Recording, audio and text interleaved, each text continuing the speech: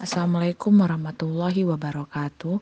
Baiklah, pada kesempatan kali ini Ibu akan menjelaskan mengenai lanjutan perhitungan pendapatan nasional. Dalam menghitung pendapatan nasional ada 3 metode. Yang pertama, metode produksi, metode pendapatan, dan metode pengeluaran. Baiklah, yang pertama kita jelaskan mengenai metode produksi.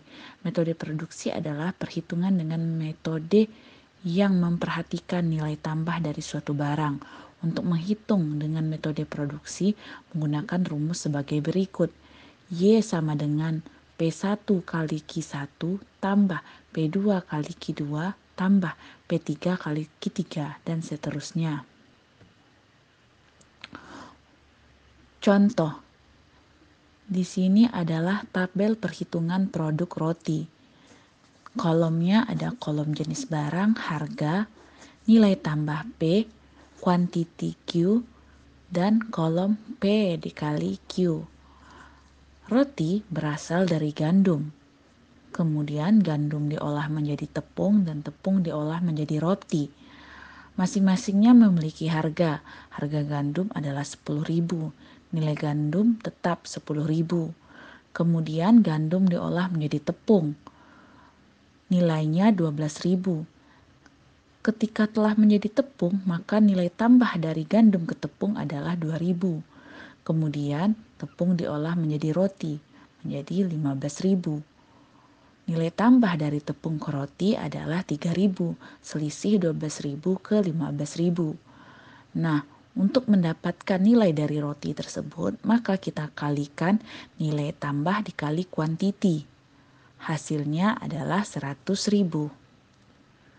Kemudian, metode kedua adalah metode pendekatan pendapatan.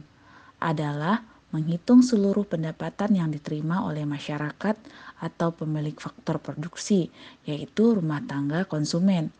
Hal ini tergambar dalam circular flow diagram.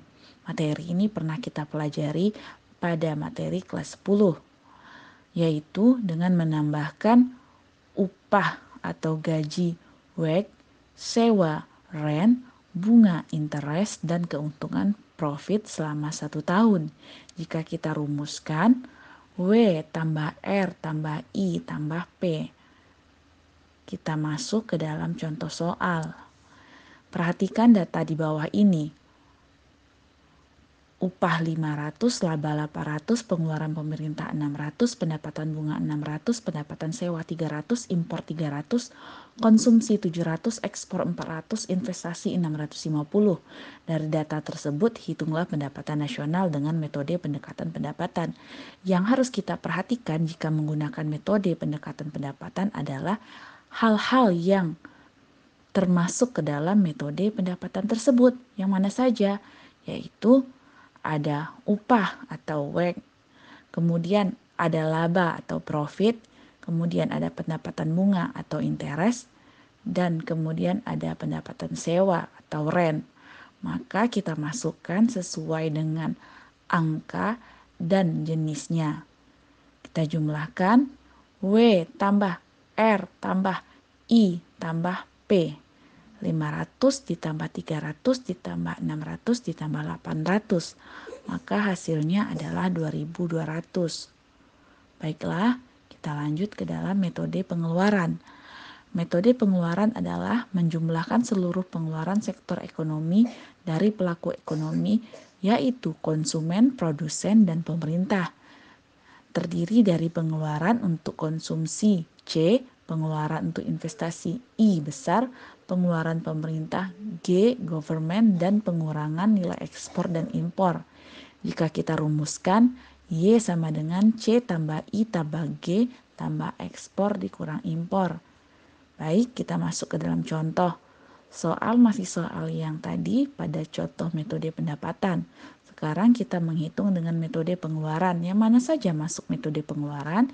Yang masuk metode pengeluaran adalah pengeluaran pemerintah, impor, konsumsi, ekspor, investasi.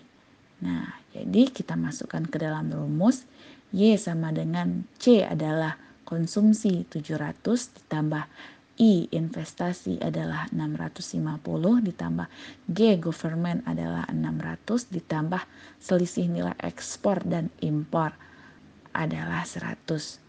Maka kalau kita jumlahkan hasilnya adalah 2050. Baiklah, sekian penjelasan mengenai metode perhitungan pendapatan nasional dengan 3 metode, yaitu metode produksi, metode pendapatan, dan metode pengeluaran. Jika ada